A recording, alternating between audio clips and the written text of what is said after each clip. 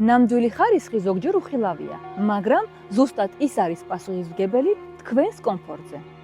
თქვენ იცით თუ რა მასალისგანაა დამზადებული თქვენი ბინის კედლები?